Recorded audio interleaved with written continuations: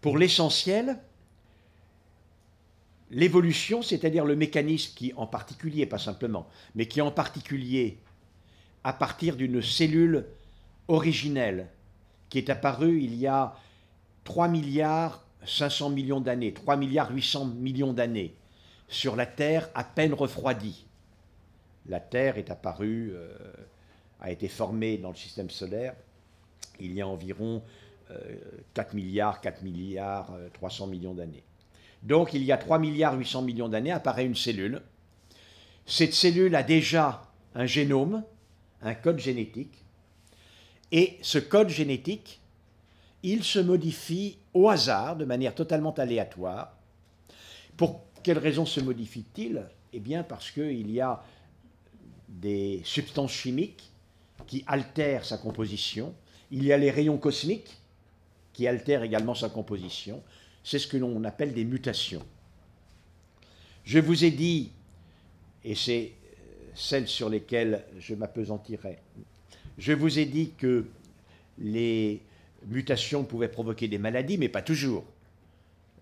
De la même manière, une mutation peut également provoquer un avantage, c'est-à-dire conférer une nouvelle propriété à l'organisme qui est avantageuse. Et de quel avantage se sert l'évolution? L'évolution se sert que d'un seul avantage, à dire vrai, qui est qu'elle conserve les modifications qui augmentent la capacité reproductive alors qu'elle fait disparaître les autres. Ça, on peut le comprendre. Imaginons dans ma cellule originelle, apparue il y a 3 milliards 800 millions d'années. Imaginons une modification aléatoire telle que cette cellule se divise 2 fois plus vite que les autres. Vous comprenez bien qu'au bout de quelques générations, il n'y aura plus que les descendantes de cette cellule qui a ainsi été modifiée. Eh bien, ce mécanisme extrêmement simple, c'est le mécanisme de l'évolution. C'est lui qui va faire apparaître, à partir de cette cellule originelle, la diversité des formes de vie qui existent aujourd'hui. L'éléphant, le brin d'herbe, le riz, l'âne batté, et la plus intelligente, la plus brillante des femmes professeurs d'université. Immédiatement, je me mets au summum, effectivement, de l'évolution psychologique imaginable de notre humanité triomphante. Donc, ce mécanisme du code génétique a une importance essentielle pour comprendre la vie, notre apparition, et aujourd'hui, l'étudier est un outil également essentiel pour comprendre comment l'homme est apparu. D'après le mécanisme que je vous ai dit, vous pouvez imaginer ce qui va s'en suivre. Puisque des modifications des gènes se succèdent et s'accumulent, si on regarde le génome, la séquence, l'enchaînement de ces bases d'une forme de vie et d'une autre forme de vie, la différence entre ces deux génomes, entre ces deux séquences, va être proportionnelle à la durée entre la période actuelle et le dernier ancêtre commun de ces deux formes de vie. Par exemple, si on regarde notre génome à nous et à la levure, il y a environ 40 à 50% de similitudes. Ça veut dire, et on le sait aujourd'hui, il y a un ancêtre commun à l'homme et à la levure de boulanger qui a vécu il y a environ 2 milliards d'années. Et puis ensuite, si on regarde la similitude entre une souris et nous, il y a 80% de similitude. On l'explique parce qu'il y a un ancêtre commun entre la souris et nous qui a vécu il y a environ 90 millions d'années. Si on regarde la séquence des gènes, le génome comme on dit, d'un humain et d'un gorille, on arrive à 97% de similitude. Et on arrive à 98,5% de similitude avec un chimpanzé. Et c'est normal, parce que le dernier ancêtre commun à l'homme et au chimpanzé a vécu il y a simplement 6 millions d'années. Donc vous voyez la force, l'intérêt absolument considérable de cette étude du génome. Voyons maintenant, avant que de passer au problème vraiment de bioéthique, et pour fixer les idées, ce qu'il faut entendre, au-delà de ce que je vous en ai dit, par le déterminisme génétique. Je vous rappelle mon propos antérieur. Le génome, les gènes, déterminent la quantité ou la qualité des structures des cellules et donc les propriétés globales des cellules et des organismes. Arriver à déduire toutes les propriétés d'un organisme aussi complexe qu'un mammifère, qui a 20 000 gènes, qui a des centaines, sans doute même plus d'un millier de types de cellules différentes. C'est très très compliqué. Mais il n'empêche, en première approximation, on peut considérer que les propriétés de cet être vivant sont codées par ces gènes. Cela étant dit, et immédiatement, il faut insister sur un point que vous devez garder comme un élément essentiel de votre réflexion. Les propriétés, d'ailleurs aussi bien d'un objet que d'un être, n'équivalent pas à son destin. Qu'est-ce que c'est que les propriétés? Les propriétés, c'est l'ensemble des formes de comportement et de réaction à l'environnement. Mais l'environnement n'est nullement déterminé par les gènes. Un exemple pris dans le monde inanimé. Considérons deux véhicules. Un char d'assaut et un véhicule léger dans lequel on a privilégié la finesse de la tôle afin d'économiser l'essence, faire en sorte qu'il ne pèse pas plus de 350 kg. Roulant sur une route toute droite, sans obstacle, le destin de ces deux engins sera identique. Ils rouleront. En revanche, évidemment, au premier choc avec le premier arbrisseau, l'arbrisseau sera mis à bas par le char, alors que la voiture légère se retrouvera en accordéon. Le destin n'est pas déterminé par la structure, par les propriétés, elle est déterminée par la rencontre entre cet objet qui a ses propriétés et cet environnement. Ce que je vous dis là est vrai de la totalité des déterminismes génétiques chez les humains. Vraiment de la totalité. Passons maintenant au domaine des maladies. Il existe des maladies génétiques qui surviennent immanquablement lorsque l'on a hérité d'un gène modifié. Lorsque l'on a hérité d'un gène ayant une mutation modifiant le facteur anti-hémophilique A, on a une hémophilie A et on est sûr d'avoir une maladie hémorragique, d'être hémophile. C'est un cas particulier. Par exemple, si l'hémophile se trouve en apesanteur sans aucun mouvement ni aucun choc, il ne saignera jamais. Et qu'il ait une mutation du facteur anti-hémophilique A n'aura aucune importance. De la même manière, si la personne ayant une dystrophie de Duchenne, une myopathie de Duchenne, se trouve sans que ses muscles aient jamais à travailler, ils ne seront pas détruits, il n'y aura pas cette dégénérescence. Il y a des maladies qui modifient tellement les propriétés du corps que dans l'environnement que le corps ne peut pas manquer d'éviter, la maladie est certaine. C'est ça que l'on appelle un déterminisme absolue, c'est-à-dire que la pénétrance, dit-on, de la maladie génétique est totale. Quand on hérite de cette mutation, on est à 100% des cas malade. Dans d'autres cas, telle caractéristique génétique va simplement modifier la susceptibilité à l'environnement.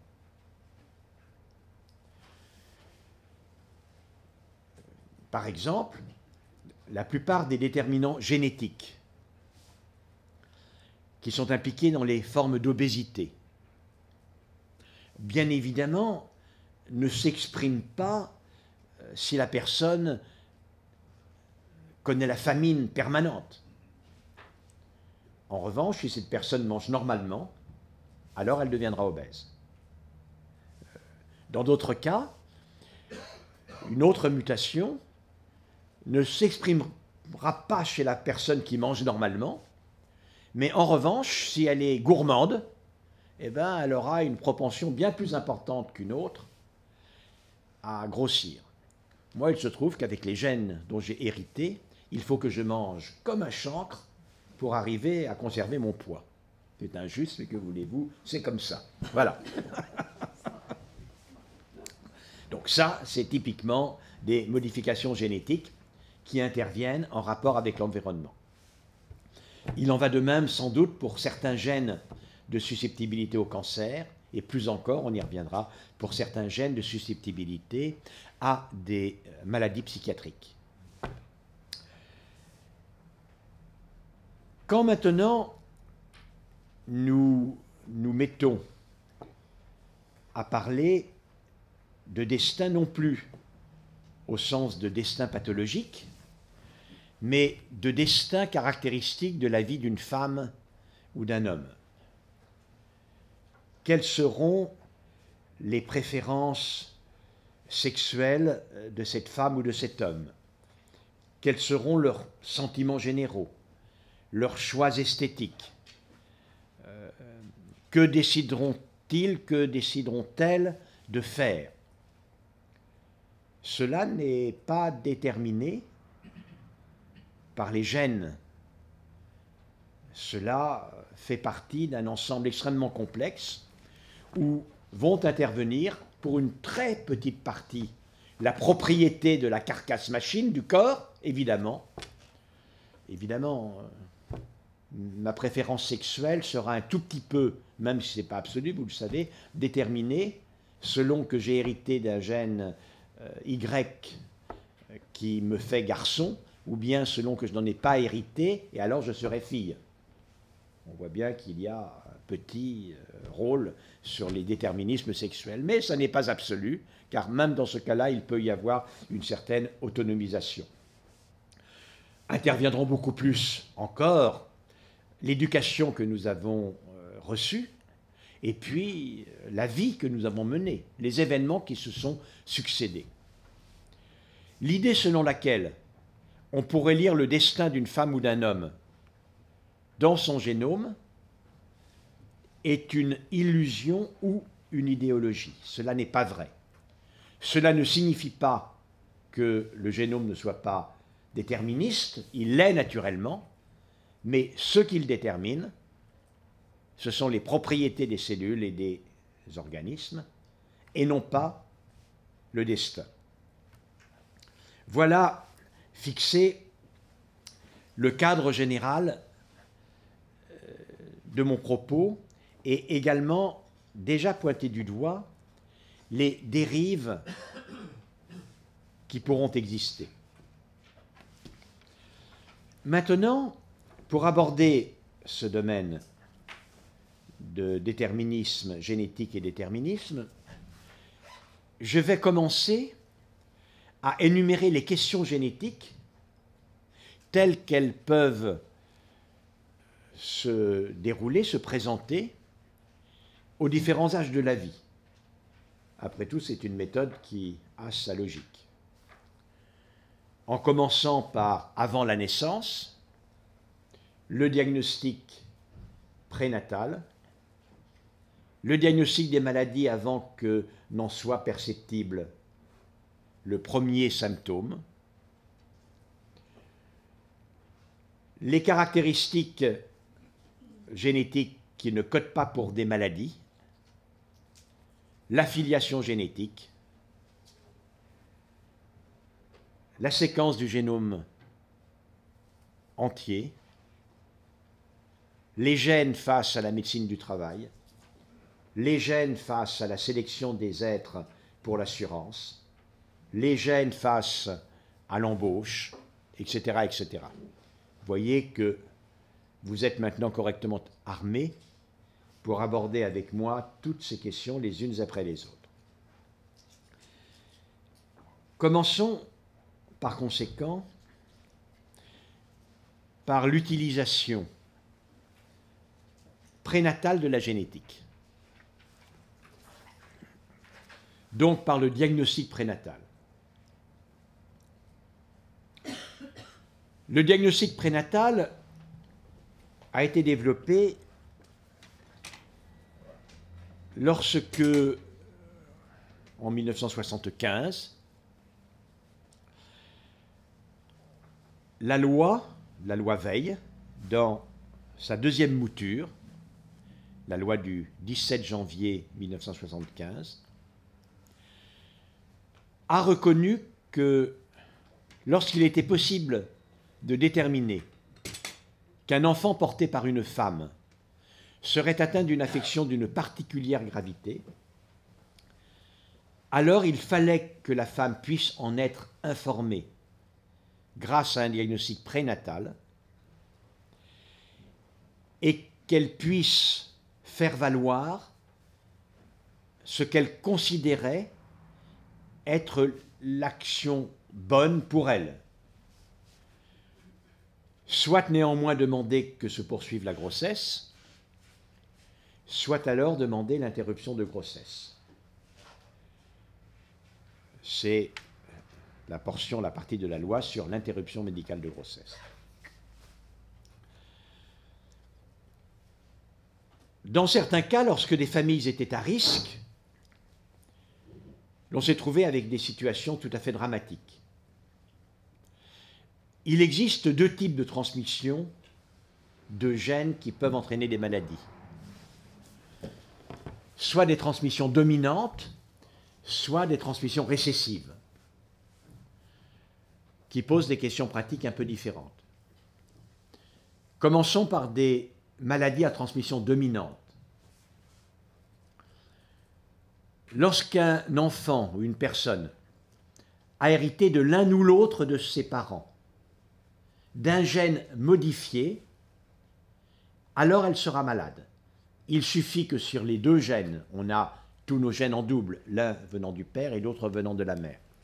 Il suffit que l'un des deux gènes soit anormal pour que la maladie survienne. Simplement pour expliquer le mécanisme en cause, imaginez la robustesse d'un édifice. Si une brique sur deux est de mauvaise qualité, c'est toute la muraille qui s'effondrera.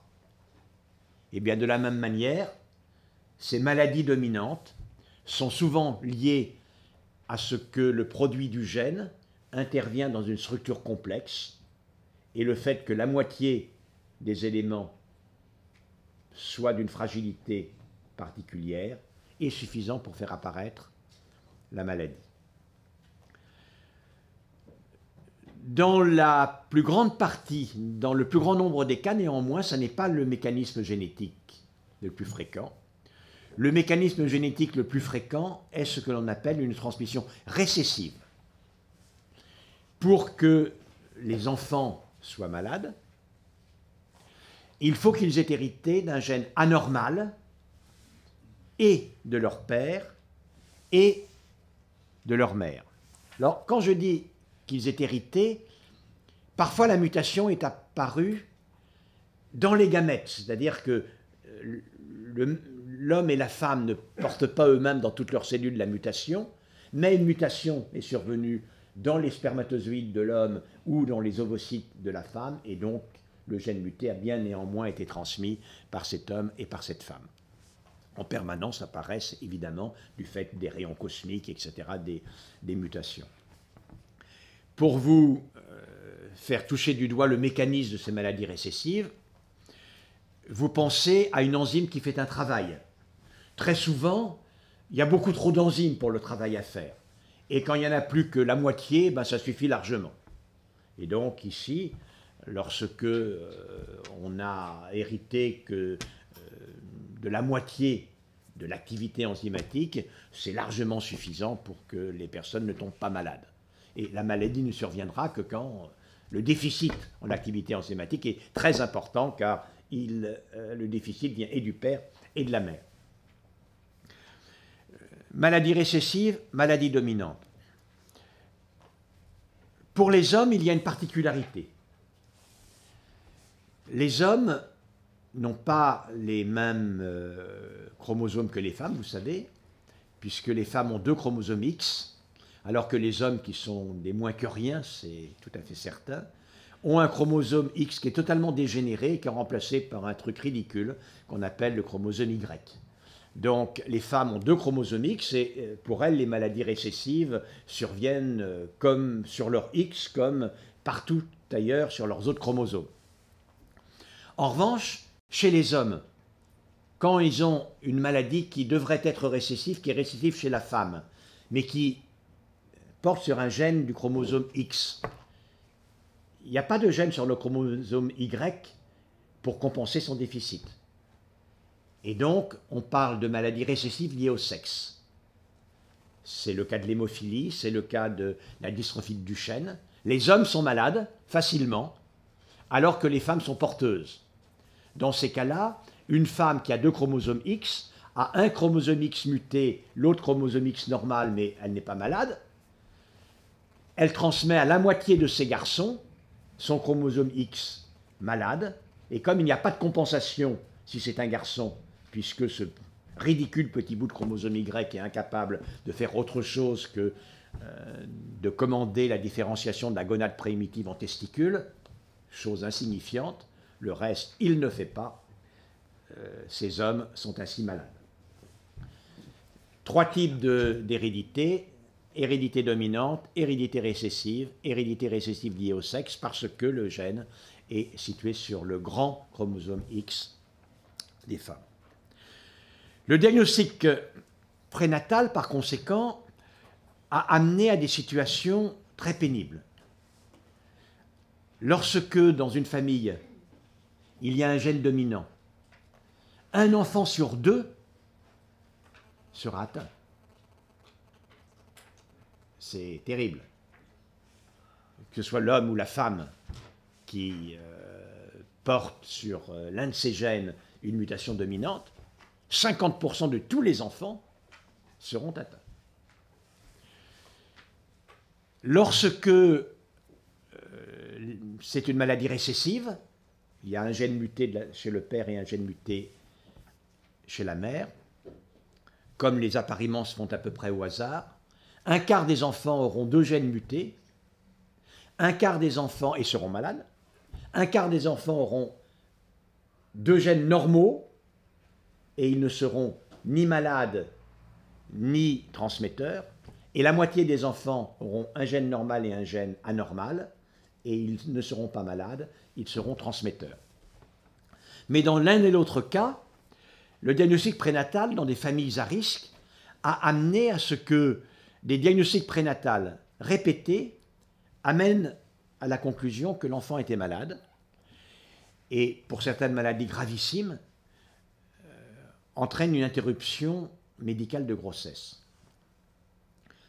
Plus ou moins bien supportée. Une interruption de grossesse n'est jamais bien supportée. Elle peut parfois, pour des raisons religieuses, mais pas simplement, être extraordinairement douloureuse, avec une culpabilité considérable d'interrompre une vie que Dieu a voulu pour les croyants.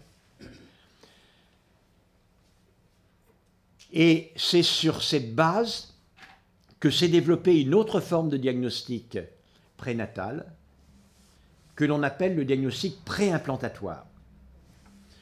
Le diagnostic prénatal se fait, vous le savez, en prélevant par différentes techniques, ce n'est pas le moment d'en parler, en prélevant une cellule, soit en ponctionnant la poche des os des femmes, soit maintenant on pourra le faire sans doute à partir de prélèvements sanguins, ce qui est un progrès extraordinaire, ou alors en prélevant une villosité coriale, différentes techniques, et le progrès est tout à fait important.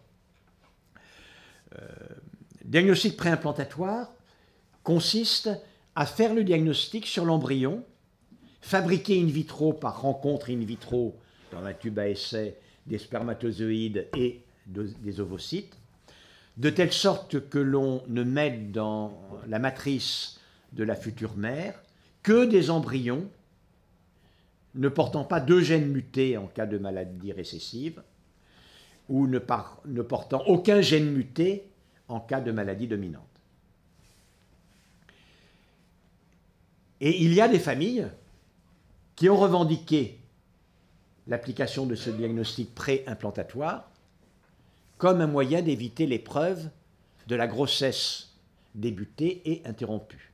Et parfois, l'ayant connu à répétition. J'ai connu personnellement, ça m'a beaucoup marqué, une famille, effectivement une famille chrétienne, qui avait connu, dont une fille était en train de mourir d'une maladie terrible, dont deux enfants n'étaient pas venus au monde après interruption volontaire de grossesse, et qui était venu me voir du temps où je faisais de la génétique clinique, en me disant, écoutez docteur, nous, on arrête là les frais, donc notre fille va mourir, elle est maintenant mourante, nous n'en avons pas d'autres, eh bien nous n'aurons pas d'enfants, nous ne pouvons pas envisager de refaire un enfant pour interrompre la grossesse. Donc, ou bien vous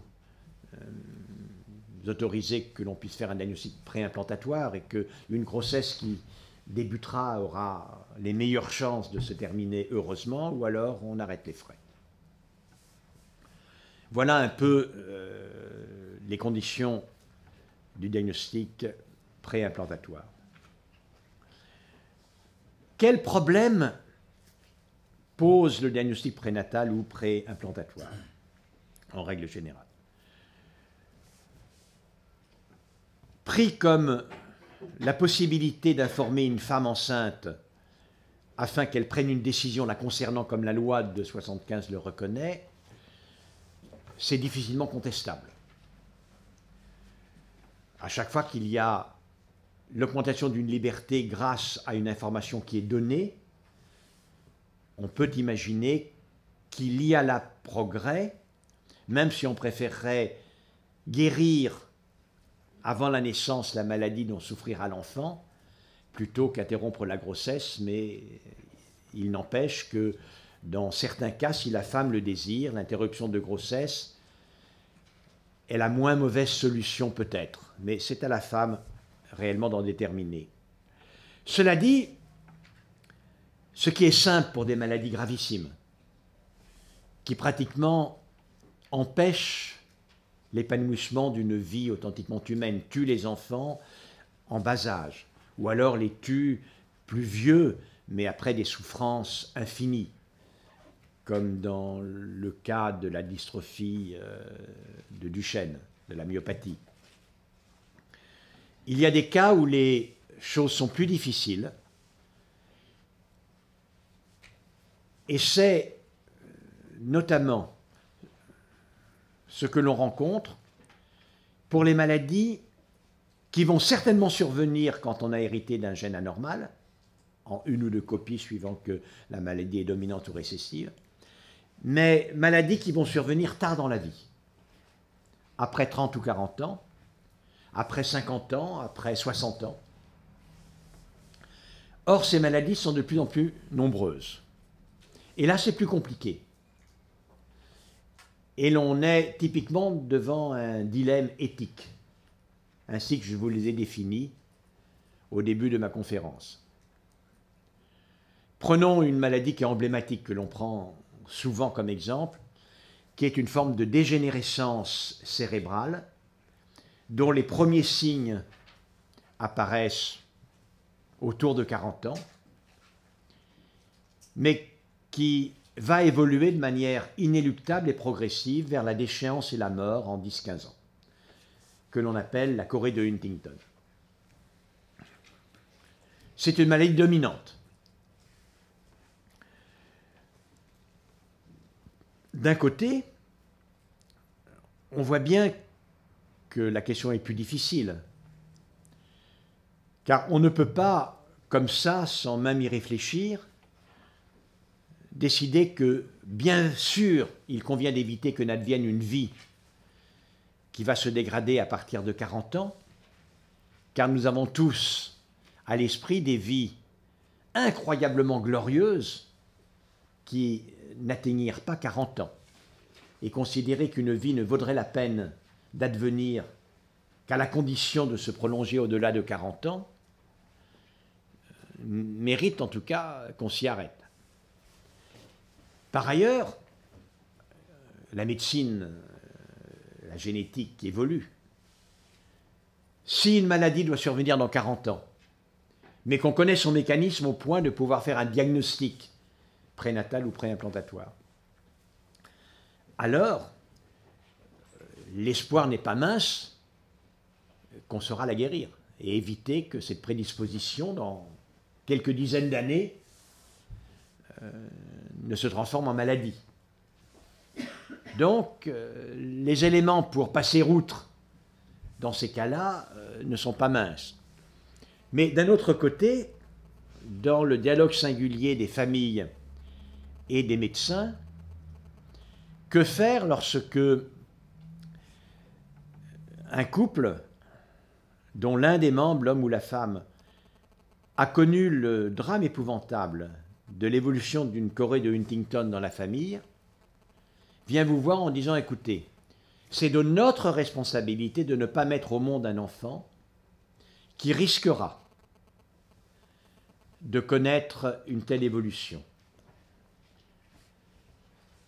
Donc, comme je vous l'ai dit tout à l'heure, ou bien bon, on adoptera un enfant, si nous en voulons un, ou bien alors vous nous certifiez que l'enfant qui naîtra ne portera pas ce gène fatal. On voit bien que, sans doute, on peut comprendre, et c'est ce qui se passe dans la réalité, on peut comprendre le mouvement qui va amener à faire, malgré tout, ce diagnostic préimplantatoire ou prénatal. Il faut dire que la complication ici est que parfois on a un couple, dans la famille d'un des membres du couple, il y a eu des chorées de Huntington, donc ils savent qu'ils sont à risque. Mais aucun des membres du couple ne sait s'il a le mauvais gène. Mais néanmoins, ils veulent pas savoir, pour ne pas empoisonner leur vie. Je reviendrai sur ce point tout à l'heure. Mais ils ne veulent pas que leur enfant l'ait. La grosse difficulté, c'est que si par hasard, on fait un diagnostic prénatal ou préimplantatoire et qu'on détecte que l'enfant aurait une chorée de Huntington, ça veut dire que l'un des parents vit encore bien, mais pour plus longtemps. Et qu'il sera lui aussi malade. Alors que c'est son choix de ne pas savoir. Donc on se trouve confronté incontestablement à des difficultés. Bien évidemment, ces difficultés s'accroissent si la maladie survient de plus en plus tard. Par exemple, il y a des formes génétiques qui surviennent de manière assurée de maladies d'Alzheimer. Il existe une prédisposition, j'y reviendrai tout à l'heure, à la maladie d'Alzheimer, mais plus faible. Mais il y a 1% des cas d'Alzheimer qui sont liés à la transmission d'un gène muté, et la maladie survient certainement, mais après 50 ans. Donc ce que je disais, est-ce qu'une vie qui va se dégrader après 50 ans doit être évitée, etc. Ce sont des problèmes qui créent des tensions. Typiquement, on est dans le champ de la tension éthique, on est dans le champ de la réflexion éthique, et en pratique, il n'y a pas de possibilité de résoudre la question hors du dialogue singulier entre les familles et le médecin. Un échange extrêmement prolongé. Pour l'instant, j'ai commencé, vous l'avez compris, à vous parler des maladies de déterminisme total, de pénétrance totale, de survenue précoce ou de survenue tardive. Il existe également des déterminismes extrêmement forts, mais qui ne sont pas des déterminismes pathologiques. Le plus connu d'entre eux, j'y ai déjà fait allusion, c'est d'être un petit garçon ou une petite fille. Et la question est celle de la possibilité d'un diagnostic prénatal ou préimplantatoire, surtout préimplantatoire, parce que c'est difficile d'avorter, encore qu'en Inde ça se passe, et en Chine ça se passait, ou ça se passe encore énormément, uniquement parce que l'on attend un enfant du sexe qu'on ne désire pas. En revanche, le tri de gamètes, le diagnostic préimplantatoire, est beaucoup moins indolore, beaucoup plus facile pour les couples à éventuellement demander. D'un point de vue purement éthique, il est relativement plus aisé d'aborder cette question. Alors évidemment, il y a tout de même aussi une tension éthique, puisque d'un côté, on peut entendre le discours qui consiste à dire, après tout, personne n'a à se substituer à la liberté des couples. On peut penser que ces couples désirent une famille équilibrée, avec des filles et des garçons. Nous connaissons tous des couples qui ont 6 garçons, qui auraient bien voulu avoir une fille, qui ont 6 filles, qui auraient bien voulu avoir un garçon. Est-ce que vous n'allez pas leur permettre une dernière tentative qui, cette fois-ci, leur offrira ce qu'ils attendaient? Là encore, j'ai connu ça dans ma famille. Un couple, 6 filles, à 40 ans, ils font un 7e enfant, une 7e fille. Ils n'étaient pas ravis, je veux dire. Ils l'ont bien aimé, il n'y a pas de problème, mais ils n'étaient pas ravis. Oui, parce que d'un point de vue statistique, quand vous avez déjà 6 ou 7 filles ou 6 ou 7 garçons, et que vous faites un nouvel enfant, vous avez 50 chances sur 100 que ce soit un garçon ou une fille. De la même manière. Il ne faut pas croire que la loi des statistiques est cumulative de ce point de vue-là. Voilà. D'un autre côté, on peut dire que un des points extrêmement importants de notre vie humaine à chacun d'entre nous est notre autonomie. Notre autonomie comporte plusieurs aspects, mais un des aspects est que notre corps n'ait pas été choisi par quelqu'un. Notre corps est le résultat du grand hasard de la loterie de l'hérédité. On parle de loterie de l'hérédité parce que par le jeu des appariements au hasard des chromosomes, des bouts de chromosomes, etc., un homme et une femme peuvent faire des millions de milliards de combinaisons et donc d'enfants possibles. Donc effectivement, ce que sera l'enfant par réappariement des gènes de l'homme et de la femme, on ne peut pas savoir. C'est la grande loterie de l'hérédité. Si on n'est pas content de son corps, c'est difficile de s'en prendre à la loterie. En revanche, si on n'est pas content de son corps, c'est très facile de s'en prendre à celui qui l'a décidé. Et si, en particulier, je ne suis pas du sexe que j'aurais souhaité, du sexe que je vis dans mon psychisme, dans mon cerveau, et vous savez que c'est relativement fréquent, je serais en droit de me retourner contre ces adultes, mes géniteurs, qui, avec une impudence incroyable, ont décidé, pour moi, de quelque chose qui est tellement intégrante de mon intimité, mon genre et mon sexe. De quel droit quelqu'un déciderait-il de mon genre et de mon sexe?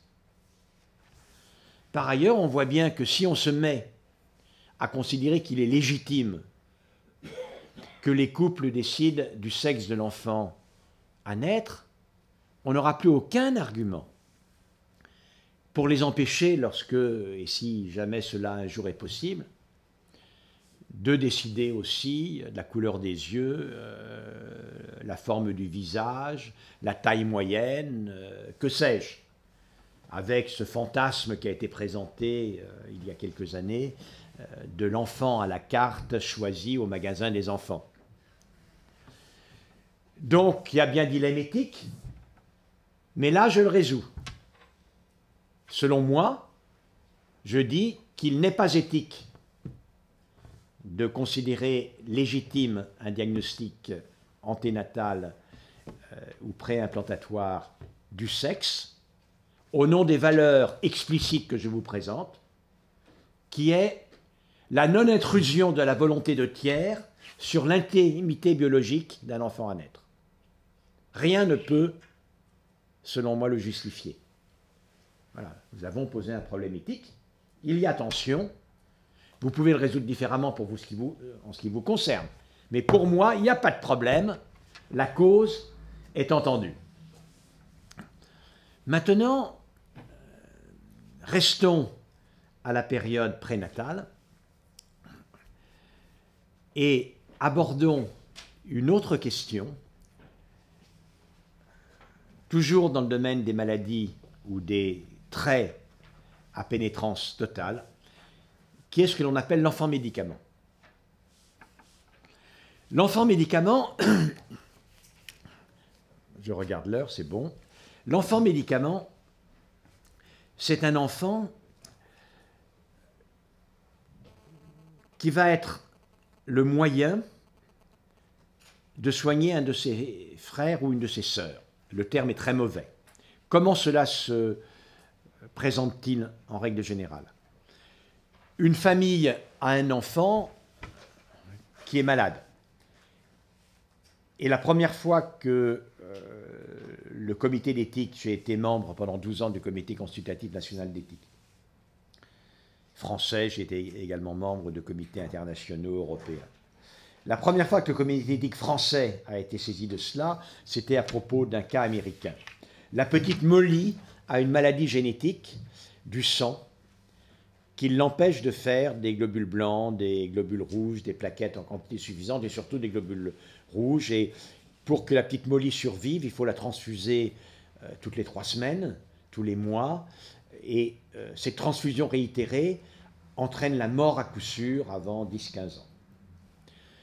La seule possibilité pour soigner Molly est de lui faire une greffe de cellules souches hématopoïétiques, ce qu'on appelle vulgairement la greffe de moelle osseuse. Mais elle est d'un groupe tissulaire rare et il n'y a pas de donneur compatible dans les banques de moelle osseuse. Les parents veulent un autre enfant qui ne soit pas atteint de la même maladie. Et donc, on fait une fécondation in vitro, un diagnostic préimplantatoire. Une première fois, ça ne fonctionne pas. Une deuxième tentative, il y a au moins 5 embryons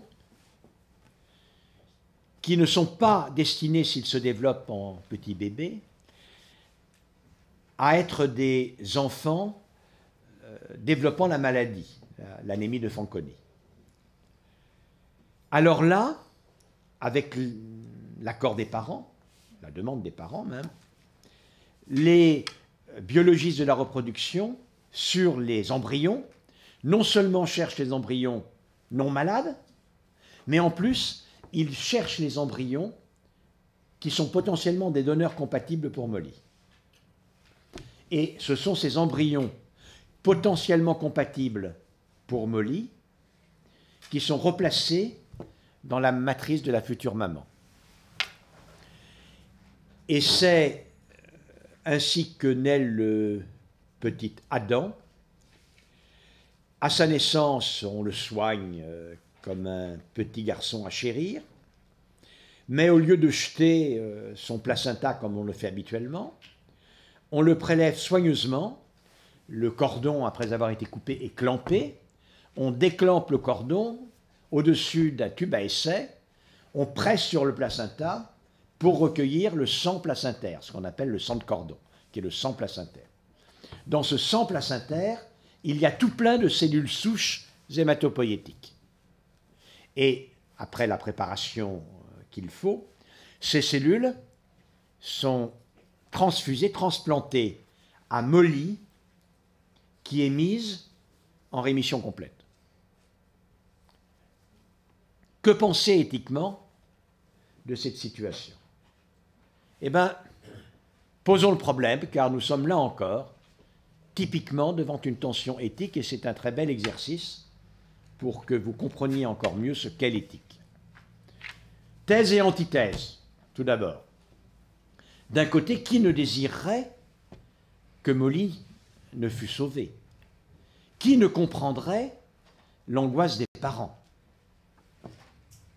D'un autre côté, l'un des principes de la philosophie morale, principe essentiel, est l'impératif catégorique d'Emmanuel Kant, du philosophe Emmanuel Kant, qui dit « Fais en sorte de considérer l'humanité en toi-même, en ta personne, comme en la personne de tout autre, jamais uniquement comme un moyen, mais toujours également comme une fin. » Transposé aux enfants, cela veut dire que l'enfant ne doit jamais être simplement le moyen d'un dessein, il doit être sa propre finalité. Est-ce qu'Adam n'est pas uniquement le moyen de guérir Molly? Et de ce fait, n'y a-t-il pas la contradiction avec l'un des socles de la pensée de la philosophie morale appliquée à l'éthique biologique et médicale, appliquée à la bioéthique? Eh bien, discutons avant de trancher. Tout d'abord, voyons ce que dit Emmanuel Kant. Il nous dit « Fais en sorte de considérer l'humanité en ta personne comme en la personne de tout autre, jamais uniquement comme un moyen, mais également toujours comme une fin. » Il ne dit pas que la personne, comme souvent on le résume par un contresens absurde, il ne dit pas « il faut que la personne soit toujours une fin et jamais un moyen ». Quand moi j'appelle le plombier, honnêtement, je me moque totalement de la vie du plombier. Ce que je veux, c'est qu'il débouche ma tuyauterie, et donc il est le moyen de déboucher mon tuyau. Cela étant dit, bien évidemment, le plombier, par ailleurs, n'est pas que cela. Il est également la finalité d'une personne en tant que telle. Un enfant est dans cette situation. Est-ce qu'un enfant peut être considéré comme uniquement une fin en soi? Voilà, imaginons qu'avec l'une d'entre vous, mesdames, nous formions un couple extrêmement intellectuel. Les choses du corps nous rebutent un peu. Le commerce charnel nous semble vulgaire et répugnant. Et d'ailleurs, nous faisons lit à part.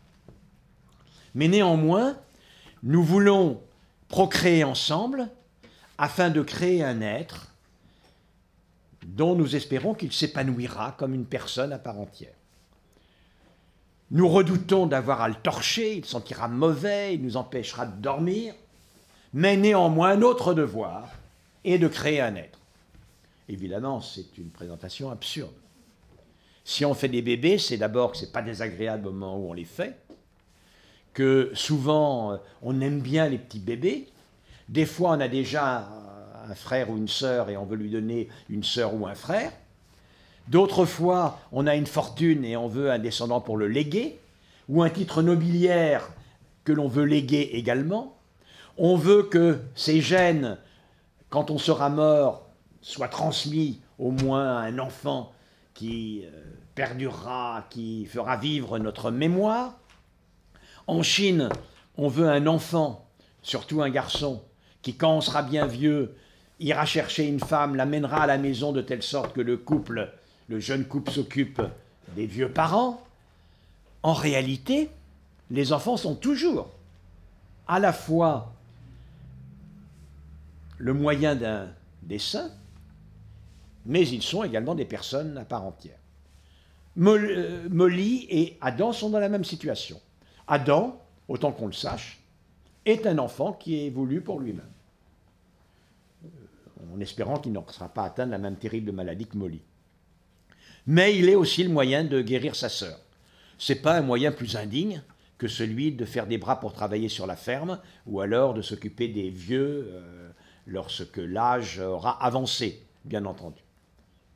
Si bien que le comité d'éthique, confronté à cette question, a indiqué qu'il fallait y regarder de très près au cas par cas, mais que néanmoins, il ne voyait pas de raison éthique fondamentale, de valeur suprême, au nom desquelles il faudrait refuser une telle pratique.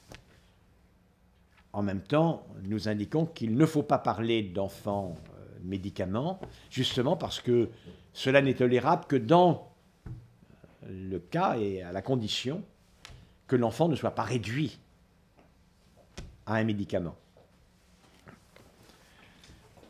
Voilà par conséquent, il ne marche plus, si. Moins bien. Oh, j'en ai à peine besoin, vous savez, mais c'est pour l'enregistrement, c'est ça. Non, je devrais pas. Passons maintenant à un autre secteur extrêmement important, peut-être en fait le plus d'actualité.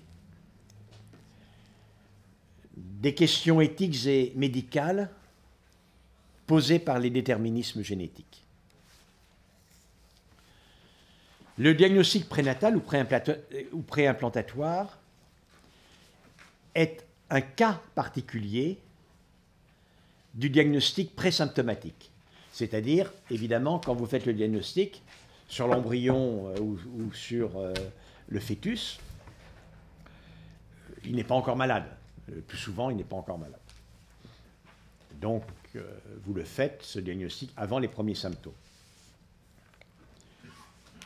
Quand une maladie va survenir tard dans la vie, la chorée de Huntington, des formes de maladies d'Alzheimer, des formes, je vais y revenir, de cancer, de prédisposition génétique au cancer. Dans ces cas-là, dans tous ces cas, vous pouvez faire le diagnostic bien avant, des années et des années avant que ne survienne le premier symptôme de la maladie. Et en fait, c'est une situation qui se pose bien plus fréquemment et qui est appelée à se poser bien plus fréquemment, voire à se généraliser, comme je vais vous l'expliquer, dans l'avenir. Et qui, sans doute, représente la raison pour laquelle les déterminismes génétiques et leur connaissance par l'analyse génétique sont appelés à avoir de très importantes répercussions sur l'organisation même de nos sociétés. Commençons par les cas relativement simples. Il est possible de détecter, des années avant que n'apparaisse une maladie, une affection qu'il sera possible, si on sait qu'elle doit advenir, qu'il sera possible de prévenir. C'est-à-dire qu'un diagnostic présymptomatique va permettre une prévention. Alors là, on est évidemment dans le triomphe de la médecine. Arriver à détecter, à prévoir, pour prévenir et éviter d'avoir à soigner. Ça, c'est fantastique. Alors, il y a de nombreux cas comme cela, et il y en aura, je l'espère, de plus en plus. Une maladie de surcharge du foie en fer, je me rappelle en avoir soigné pendant des décennies plusieurs avec vous à Malakoff, l'hémochromatose, est liée à des gènes, à un gène. C'est un domaine sur lequel mon laboratoire a fait des percées très remarquables dans le temps. Et c'est une maladie qui va entraîner une augmentation de l'absorption du fer, qui va finir par s'accumuler au niveau du foie, du cœur, des glandes endocrines, entraînant une cirrhose du foie, des fois un cancer du foie, une insuffisance cardiaque, une insuffisance endocrinienne, une couleur grisée de la peau, tout ce que le docteur Limousin connaît si bien, et les autres. Or, cette maladie, elle n'est pas très difficile à soigner, elle est encore plus facile à prévenir. Il suffit que la personne soit donneuse du sang, vu qu'à chaque fois qu'on prend une panne de bon sang, on retire également quelques milligrammes de fer. Si la personne donne son sang régulièrement, eh ben, elle n'aura jamais d'hémochromatose et aucune complication. Elle vivra tout à fait normalement. Et ce cas-là, il y a de nombreux exemples comme cela. En revanche, si je reprends le cas de la chorée de Huntington, et il y a d'autres cas, si je détecte chez une personne de 20 ans le gène de la chorée de Huntington, l'anomalie du gène dont l'expression est la chorée de Huntington, je sais que cette personne, dans 10 ou 20 ans, ou au maximum 30 ans, aura une maladie qui l'emportera, mais je suis totalement incapable d'empêcher cette maladie de survenir. Totalement incapable. Que faire alors? La question est d'une extrême difficulté. Elle est d'une extrême difficulté parce que, tout d'abord, il y a des choses simples. Si les familles qui savent qu'elles sont à risque, si les personnes qui savent qu'elles sont à risque, veulent vivre dans l'insouciance, le maximum d'insouciance qu'elles peuvent, leur vie, et ne pas savoir, il y a un droit absolu à ne pas savoir. Il n'y a aucune règle imposant la vérité du destin génétique à quiconque. Tout le monde a le droit de ne pas savoir. Maintenant, imaginons que des jeunes personnes vivent dans l'angoisse épouvantable de la survenue de cette maladie, sachant qu'elles peuvent la contracter, et qui veulent orienter leur vie, faire des choix matrimoniaux, des choix d'investissement, des choix professionnels, en fonction de cela. Peut-on, alors qu'on sait le faire, faut-il leur refuser? Très compliqué, en fait. Très compliqué, et là encore, impossible de répondre en dehors de ce dialogue singulier. Impossible de généraliser. Prenons un cas intermédiaire et ô combien fréquent qui me permettra d'aborder en même temps la question économique. Cas intermédiaire entre ces maladies à pénétrance totale, on hérite d'un gène anormal, on est sûrement malade, aux maladies à pénétrance incomplète. C'est la prédisposition au cancer du sein.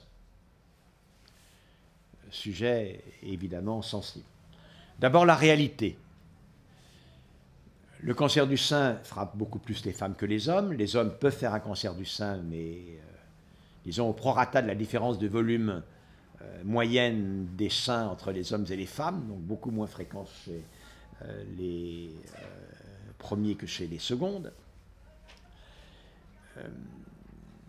Et la fréquence du cancer du sein dans nos populations est environ de 1 femme sur 9. C'est beaucoup. 1 femme sur 9, non testée en dehors de toute génétique, fera un cancer du sein. Mais parmi ces femmes sur 9, il y en a une partie qui, en fait, ont hérité de mutations génétiques prédisposant au cancer du sein. On connaît en particulier 2 mutations qui sont très souvent en cause et on en connaît d'autres relativement plus rares. Je vais parler uniquement de ces 2 mutations très fréquemment en cause. C'est les mutations des gènes BRCA1 et BRCA2. Et je vais parler uniquement du premier. Une femme qui a hérité d'une mutation d'un gène BRCA1 a presque, non pas 1 sur 9, donc un peu plus de 11%, mais 75% de risque de faire un cancer du sein avant 70 ans. Donc le risque de faire un cancer du sein est multiplié par 7. Et ça n'est pas encore une pénétrance totale, mais on voit que le déterminisme est important. Aujourd'hui, que peut-on faire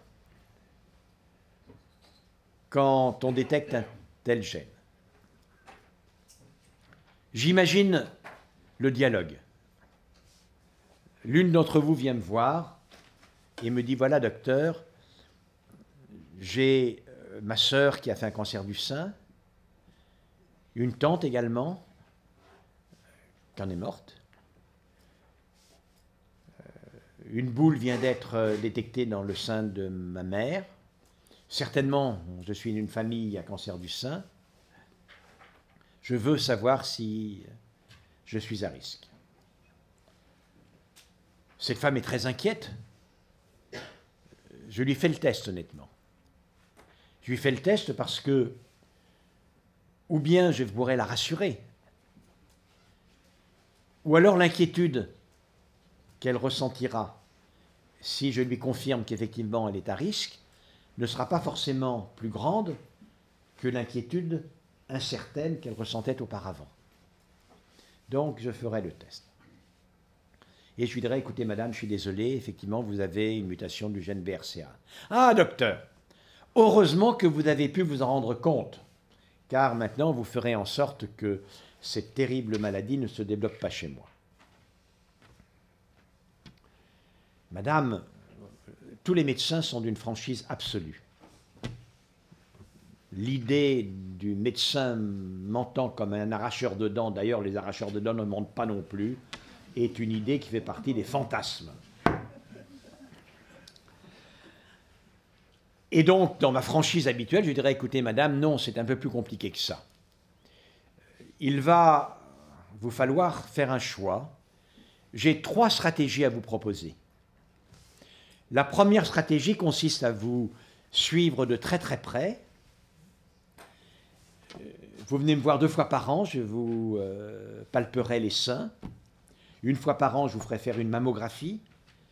Et également 1 ou 2 fois par an, une échographie pour vérifier qu'il n'y a pas de cancer de l'ovaire, car le même gène prédispose au cancer de l'ovaire, de manière à ce que l'on puisse soigner à temps, au début de la maladie. Ah bon docteur, bon, et là je ne risquerai rien. Écoutez madame, malheureusement c'est moins favorable que cela. Par rapport au risque que vous aviez au départ, je suis capable de le diminuer de 50%. Uniquement de moitié docteur. Je vais écouter, oui madame, je ne peux pas faire mieux. Vous n'avez rien de mieux à me proposer docteur? Ah si. Le problème des ovaires madame est que ils sont profondément dans le ventre. Et donc la tumeur se développe sans aucun signe. Et souvent, même à l'échographie, la tumeur est déjà très développée avec des métastases lorsqu'on la détecte. Alors que le cancer du sein, la palpation permet de détecter une toute petite boule. Donc je peux vous proposer de prélever vos ovaires. Aujourd'hui, on peut vous faire, si vous voulez tout de même être maman, on peut faire une congélation d'ovocytes à partir des ovaires et vous pourrez mettre en route une grossesse avec le traitement hormonal adéquat. Ah bon, et c'est bon là, docteur, je peux être tranquille. Madame, là, je protège votre risque, je diminue votre risque de 70%, mais docteur, c'est pas ce que je veux. Je veux être totalement rassuré. Alors, madame, j'ai mieux à vous proposer. Non seulement je vous enlève les 2 ovaires, mais les 2 seins, que je reconstruis naturellement. C'est-à-dire que ne vous inquiétez pas, vous ne partirez pas comme cela. Dans le même temps, j'enlève les 2 seins et je fais une chirurgie reconstructrice. Et alors là, pratiquement, vous êtes assuré de ne pas subir les conséquences, ou très peu. Je vous protège à 95 chances sur 100, car il peut toujours rester un peu de résidu de tissu mammaire quelque part où on n'est pas intervenu. Vous n'aurez pas de conséquences de ce gène. Ça, c'est la situation réelle. C'est ce que l'on dit aujourd'hui à une femme chez qui on a détecté une mutation d'un cancer du sein de type BRCA1. Pour BRCA2, ça ne donne pas de cancer de l'ovaire, donc on passe l'étape de l'ovariectomie bilatérale préventive. On voit que c'est une situation qui est difficile, mais là, il faut bien reconnaître aussi que les coutumes et l'acceptation évoluent. Aux États-Unis, au Canada aussi, maintenant, c'est vraiment la routine. Et l'immense majorité des femmes dans cette situation choisissent la mastectomie bilatérale avec reconstruction plastique bilatérale des seins. En Europe, il y a plus d'hésitation, mais c'est également un choix que font de plus en plus de femmes, en réalité, et en tout cas, elles ont cette possibilité. Cela étant dit, c'est tellement compliqué que si la question peut se poser chez une femme qui sait qu'elle est à risque et qui vient voir son médecin, on voit bien qu'il ne saurait être question de se mettre à faire un diagnostic systématique dans la population entière du gène de susceptibilité au cancer du sein, pour deux raisons. D'abord, en termes de santé publique, ça ne sert à rien. Car une femme à qui je n'aurais pas trouvé de mutation du gène, je ne peux même pas la rassurer en lui disant « vous n'aurez pas de cancer du sein ». Je lui dirais « écoutez madame, vous n'êtes pas particulièrement prédisposée au cancer du sein. Vous avez tout de même encore une chance sur 10 de faire un cancer du sein. Je suis désolé, je ne peux pas descendre en dessous de ça. » Donc, en termes de santé publique, ça n'a aucun intérêt. En termes médicaux, proposer à une femme qui ne s'est jamais inquiétée de rien, comme méthode la plus radicale et la plus efficace de prévention, de lui enlever préventivement les deux seins et les deux ovaires, c'est tout de même un peu violent. Donc, la logique en termes de santé publique, aussi bien que la logique éthique, est de réserver, et c'est déjà difficile, de réserver cette approche à des familles à risque et à la demande des femmes. Mais il y a une logique économique. Contrairement à ce que pensent encore des personnes, la totalité des gènes humains, comme l'immense majorité des gènes étudiés des autres êtres vivants, font l'objet de brevets. L'idée selon laquelle on ne va pas breveter le génome humain, ça y est, c'est derrière nous depuis très longtemps. Une directive européenne qui date de 2002 indique les conditions dans lesquelles tous les gènes humains peuvent être brevetés. Et en particulier, la société de biotechnologie, Myriad Genetics, qui a pris les brevets sur les gènes BRCA1 et BRCA2, a breveté notamment l'utilisation de la séquence de ces gènes pour faire un diagnostic présymptomatique de cancer du sein. Et l'intérêt de cette société est d'abord effectivement de faire payer tout le monde. Il y a une lutte terrible dans le monde entier sur cette question, naturellement. Et les Français sont bien débrouillés pour ne pas payer. Mais ça continue en permanence. Car les intérêts sont considérables.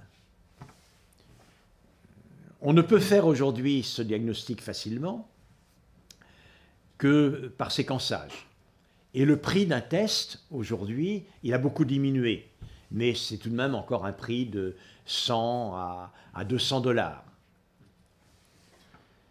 J'ai vu une publicité de Myriad Genetics il y a une dizaine d'années de cela, extrêmement efficace. Sur un écran comme ça derrière, on projetait d'abord le beau visage diaphane et pâle d'une femme. On la voyait bien belle, bien fragile, mais bien malade. Et à côté, sa radio de poumon indiquant la raison pour laquelle elle était malade, un superbe, si jamais on peut dire superbe, lâcher de ballon dans ses deux poumons des métastases de cancer du sein. Il est clair que cette femme allait mourir d'un cancer du sein. Et une voix off en anglais disait derrière, « Madame, ne faites pas comme si vous ignoriez qu'aujourd'hui, on a détecté des gènes augmentant le risque que vous ne développiez cette terrible maladie. Ne privilégiez pas la politique de l'autruche, madame. Aujourd'hui, vous aurez le choix. Demain, la prévention sera possible. Pour vos filles, faites-vous tester. Faites tester vos petites filles. » Imaginons que cette propagande soit entendu par uniquement 10% des 500 millions de femmes ayant un pouvoir d'achat leur permettant d'accéder à ces tests. 50 millions de tests qui ont bien baissé aujourd'hui, et on en est par conséquent à 100 euros. 50 millions, 500 millions, 5 milliards, un seul test génétique, un marché potentiel de 5 milliards d'euros. Ça, c'est une autre logique. Le commerce, effectivement, amène à vouloir optimiser le marché, le développer. Cet exemple est intéressant car il nous met, en fait, face à ce que va devenir de plus en plus, en effet, la réalité des situations. Une pression considérable pour une utilisation massive des tests génétiques et de plus en plus en réalité du séquençage du génome entier. Avant de parler du séquençage du génome entier, parlons un peu de deux utilisations de la médecine prédictive, de la médecine prévisionnelle, qui est l'assurance et l'embauche. La loi française indique que les sociétés d'assurance ne peuvent pas moduler le coût d'une assurance en fonction des prédispositions génétiques.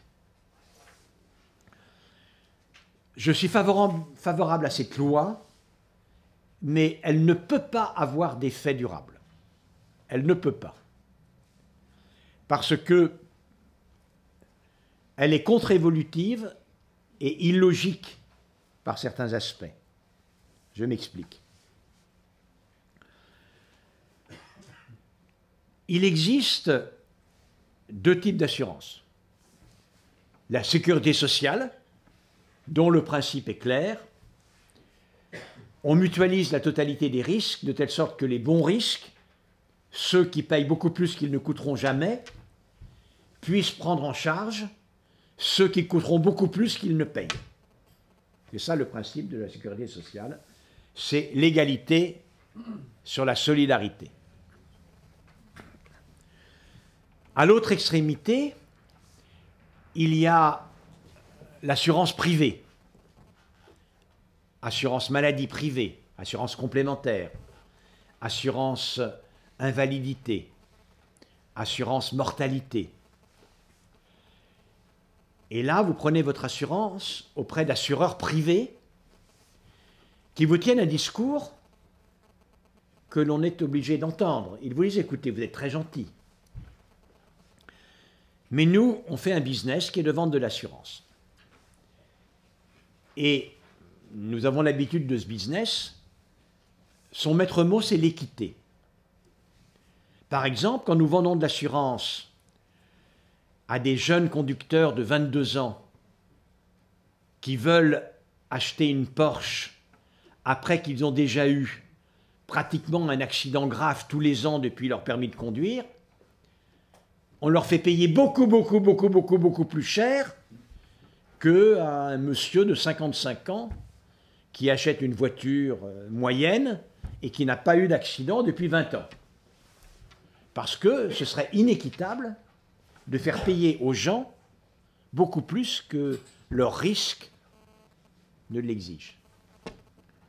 Eh bien nous, face à l'assurance liée à la santé, on veut faire notre métier. Si vous voulez une assurance égalitaire et équitable, vous avez la sécurité sociale pour cela. Donc c'est votre responsabilité. Nous, on n'est pas la sécurité sociale. Nous, on est une assurance privée qui vendons de l'assurance. C'est le discours des assureurs. Et d'ailleurs, ils ont toujours utilisé ces méthodes avant la génétique. Votre assurance, je peux vous dire que si vous annoncez à votre assureur que votre père est mort d'un cancer à 45 ans, que votre mère d'un infarctus du myocarde à 40 ans ou à 45 ans, qu'il y avait une hypertension artérielle grave dans la famille et qu'en plus vous êtes obèse, eh ben vous paierez beaucoup plus cher que si vous n'avez aucun de ces déterminants pathologiques. Donc en effet, c'est la politique normale de ces assurances. C'est la politique normale. Et rien, en réalité, ne justifie qu'effectivement, très longuement,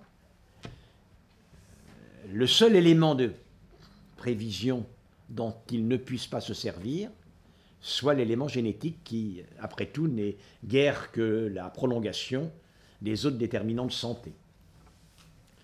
Et puis même, car moi je suis d'accord avec cette loi, même ça ne peut pas être respecté. Parce que aujourd'hui l'assurance, elle est mondialisée. Vous pouvez vous assurer aussi bien en Hollande, en Angleterre, n'importe où. Imaginons deux types d'assurances. Les assurances en France sont extrêmement vertueuses. Elles n'utilisent pas les données des tests génétiques pour moduler le coût de l'assurance. Elles n'utilisent pas. Mais en revanche, vous êtes démarché pour vous assurer en Hollande, en Belgique, en Angleterre, en Italie, auprès d'un assureur qui, lui, va essayer de vous faire un prix le plus étudié possible en fonction de votre risque. Progressivement, tous ceux qui savent qu'ils ont très peu de déterminants de risque vont aller vers les assurances qui vont prendre en compte cette chance à la grande loterie de l'hérédité, qui vont bien s'en trouver économiquement, alors que les autres assurances, les vertueuses, vont avoir à supporter tous les mauvais risques et de toute façon vont faire faillite.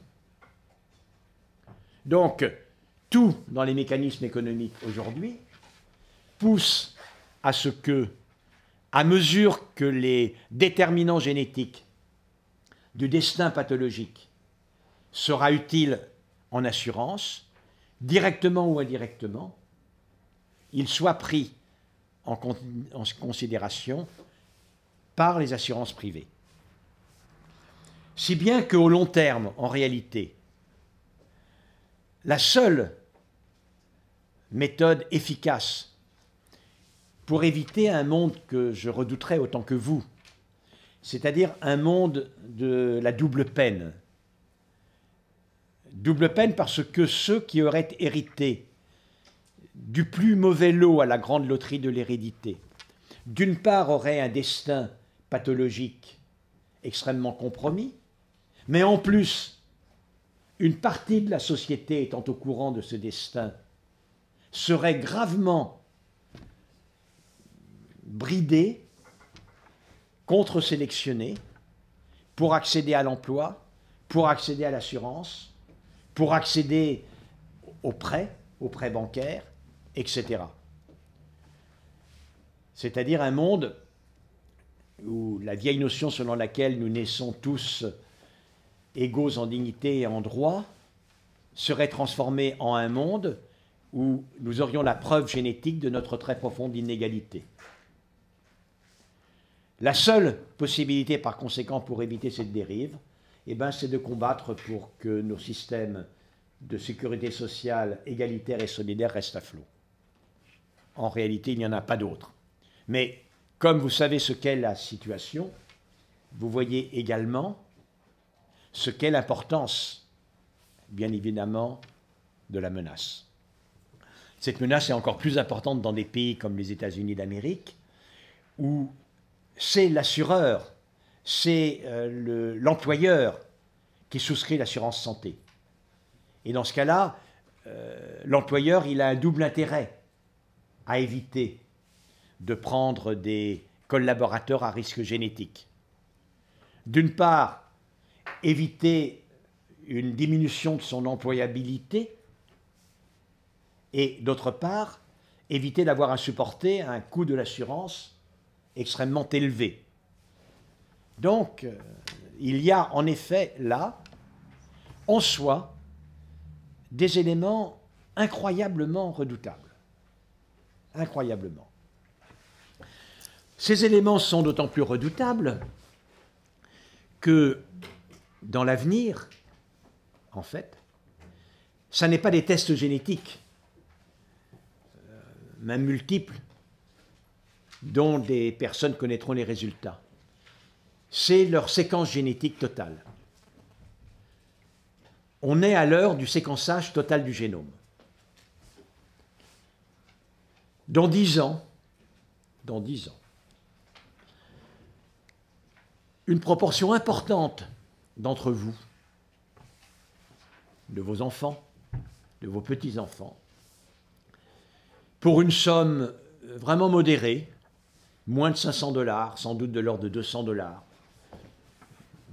150 €, auront fait séquencer leur génome entier. Ce génome entier, la séquence du génome entier aura tourné sur des ordinateurs pour en tirer des facteurs de risque. Tout cela sera chargé sur leur téléphone portable. Et lorsque ces personnes iront chez le médecin, ils montreront leur portable au médecin, qui le branchera sur son propre ordinateur et qui en tirera les conséquences. Aujourd'hui, d'ores et déjà, la pression pour populariser cette notion est extraordinairement importante. Et c'est un business incroyable, en effet, incroyable. Vous faites le calcul des marchés en cause, marché direct et marché indirect, bien évidemment. Marché direct, c'est le coût du séquençage. Marché indirect, c'est toute l'informatique pour arriver, évidemment, à interpréter, parce que, vu comme ça ne sert à rien. Hein. ACG, TT, AGG, 3 milliards de fois, un peu moins parce qu'on ne séquence pas tout, mais enfin, peu importe. C'est assez rasoir, donc il faut arriver à le déchiffrer, savoir ce que ça veut dire. Puis, éventuellement, transfert sur le prix de la consultation du traitement informatique de ces données. Et puis également, d'un point de vue pharmaceutique, la totalité des traitements soi-disant préventifs qui pourront être administrés pour éviter que ne surviennent les maladies auxquelles on est prédisposé. Marché énorme. Et je pense qu'une partie importante des personnes arriveront à céder à l'illusion. Je vais dire pourquoi je parle d'illusion, à l'illusion de cela. Même si on dit aux personnes, vous savez, c'est pas parce qu'on connaîtra votre génome que votre santé sera meilleure. Même ça ne sera pas forcément et totalement dissuasif de faire séquencer son génome. Aujourd'hui, quand vous allez, pas vous naturellement, mais quand tant de nos concitoyens et de nos concitoyennes vont voir les cartomanciennes, les liseuses de marc de café, consultent l'horoscope, ce n'est pas du tout dans l'espoir de modifier leur destin. Ils savent très bien qu'ils n'y peuvent rien.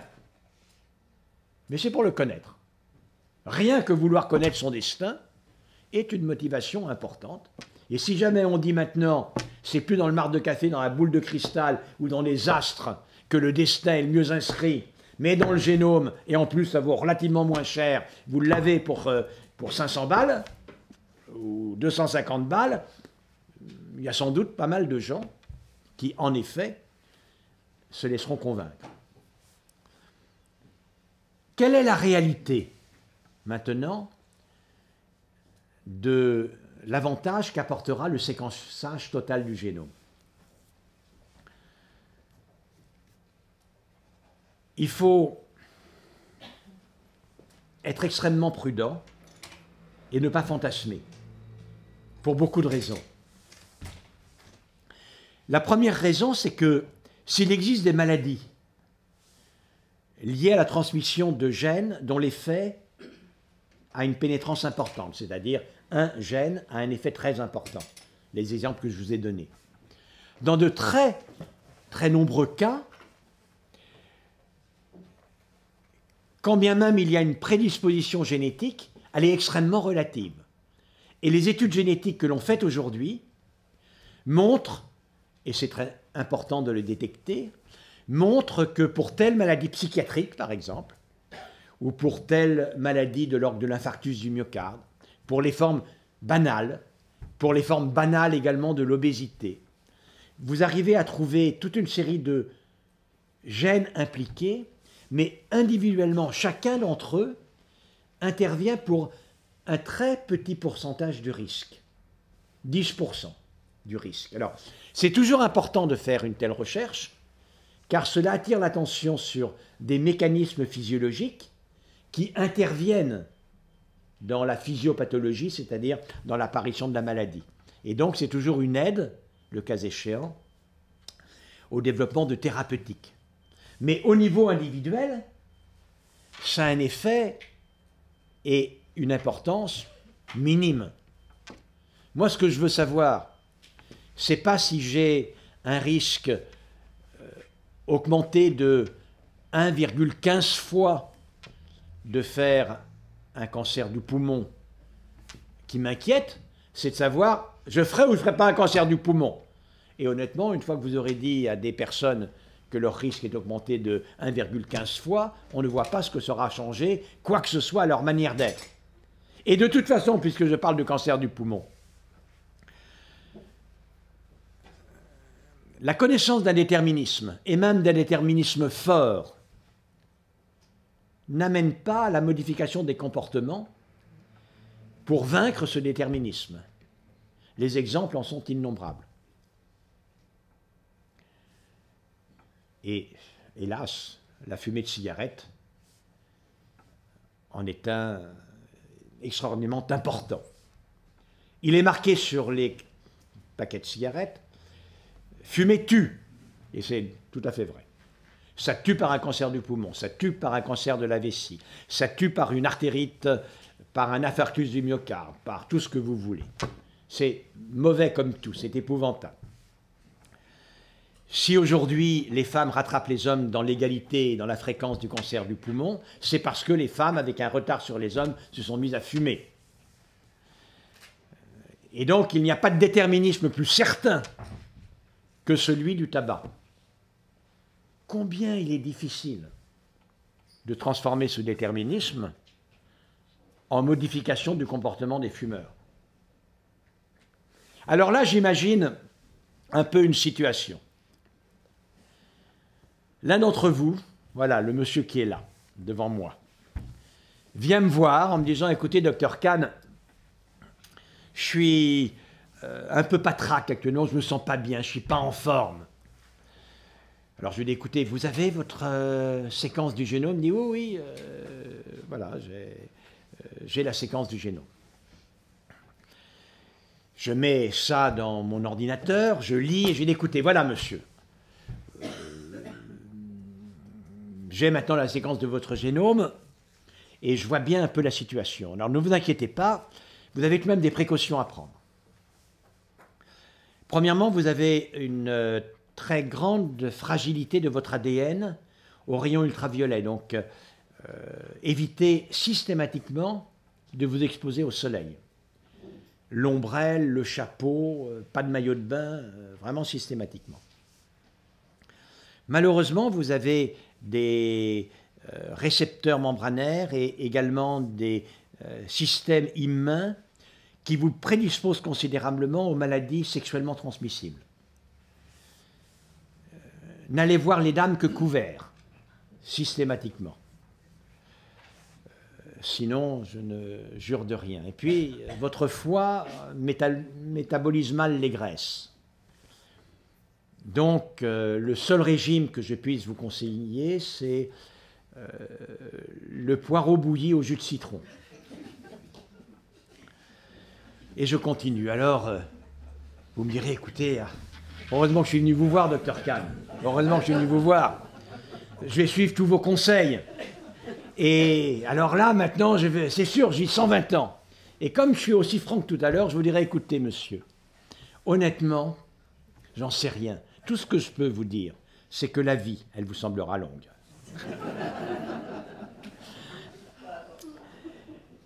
Par conséquent, cette illusion d'une modification fondamentale de la réalité de la santé publique, de la prise en compte réellement des destins biologiques individuels par la connaissance du génome, est largement une illusion.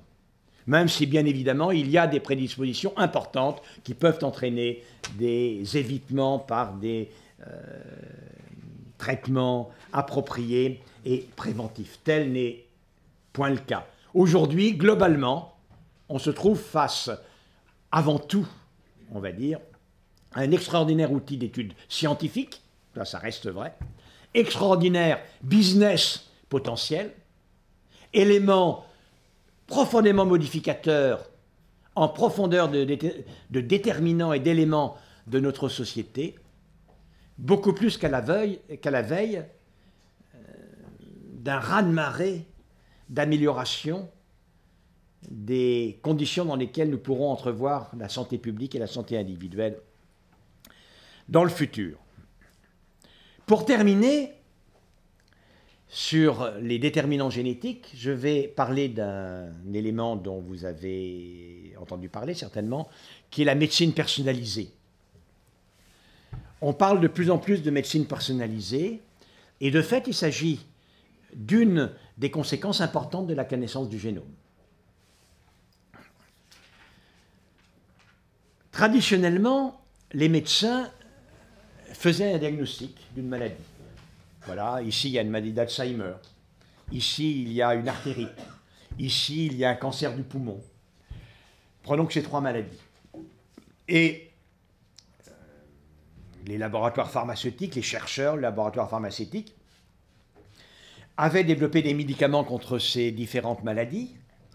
Ces médicaments avaient été testés sur des panels importants et en cas d'efficacité étaient dans le commerce. Et donc le docteur Limousin, son successeur à la direction du centre Thémines, au dispensaire municipal de Malakoff, utilise ces produits. Mais ça, c'est une vieille manière de considérer les maladies.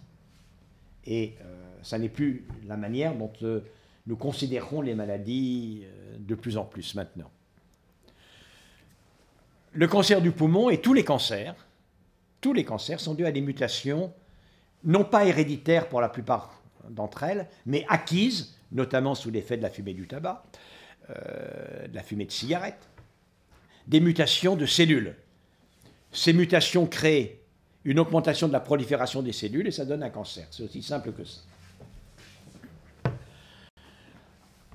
Mais des modifications des cellules qui augmentent la prolifération des cellules et qui donnent un cancer, il y en a une quantité considérable. Et on ne traite pas un cancer du poumon qui est lié à la mutation du récepteur de l'EGF, comme on traite un cancer du poumon qui est lié à la mutation de c-KIT, ou bien qui est lié à la mutation de P53, etc., etc. Le cancer du poumon, en réalité, c'est 10 ou 15 maladies qui, demain, seront relèveront de 15 traitements différents. Ça a un intérêt, et ça rend les choses difficiles. L'intérêt, c'est qu'il y a une petite quantité de cancers du poumon qui sont liés à la mutation d'un gène d'EGF, mutation tout à fait particulière. Un médicament qui est un inhibiteur de l'activité enzymatique liée à ce récepteur n'agit pas sur le cancer du poumon tout venant. Les tests cliniques montrent que ce médicament est inefficace. En revanche, sur les quelques cancers du poumon liés à la mutation du gène EGF, ce médicament est remarquablement efficace. Et ce que je dis du cancer du poumon sera vrai de l'athérosclérose, sera vrai de l'hypertension artérielle, sera vrai de beaucoup des maladies. Et donc, l'idée selon laquelle la compréhension, grâce à la génétique, du mécanisme des maladies allait permettre de modifier le traitement de faire de plus en plus une thérapeutique ciblée. Ça n'est pas un fantasme, c'est une réalité, c'est déjà une réalité dans le domaine du cancer. C'est là la base du traitement de la thérapie ciblée du cancer. Ça n'a pas encore transformé le cancer en maladie bénigne, naturellement, mais ça, d'ores et déjà, tout de même, permis d'obtenir des résultats extraordinaires. Lorsque je travaillais avec vous il y a bien longtemps et que nous avions dans mon cabinet un malade qui malheureusement, après une colectomie pour cancer du côlon, se trouvait souffrir de métastases hépatiques, nous savions que son pronostic vital était engagé à 6 mois. Aujourd'hui, cette personne va avoir une maladie chronique qui durera dans l'immense majorité des cas plus de 3 ans. Et comme les traitements pourront se succéder, les perspectives sont réellement importantes. Et ça, c'est vraiment le résultat de la mise au point de nouveaux médicaments qui sont directement opposés aux causes moléculaires des maladies. Voilà en quelque sorte comment vous devez comprendre cette notion de déterminisme et de génétique. Ce que vous devez retenir, c'est que bien évidemment la génétique est une discipline, une science tout à fait remarquable. Elle a bouleversé la biologie, la connaissance des mécanismes physiopathologiques, la théorie de l'évolution. Elle est indispensable aujourd'hui pour progresser dans de très nombreux domaines. Elle risque d'avoir des conséquences également bouleversantes sur l'organisation de nos sociétés, sur la place de la solidarité dans l'organisation de ces sociétés. Elle est devenue un enjeu économique et commercial absolument extraordinaire. Elle est devenue également un enjeu idéologique fantastique, puisque cette puissance de la génétique amène de manière permanente à ce que les vieux idéologues, totalement persuadés des déterminismes de nature, tout est héréditaire, il n'y a pas de conséquences de l'injustice sociale en particulier, les amènent à renforcer leurs convictions idéologiques et en quelque sorte, je vais terminer par cette querelle qui en son temps m'a opposé à Nicolas Sarkozy. Lorsque Nicolas Sarkozy, opposé lui-même à Michel Onfray, disait qu'il était totalement certain de ce que la nature, beaucoup plus que la culture, intervenait dans la pédophilie, la dépression et les suicides, il n'était en réalité que le témoin de cette forme de pensée totalement déterministe. Le monde est tel qu'il est, on n'y peut rien. C'est un monde où tout, y compris les inégalités, sont de nature.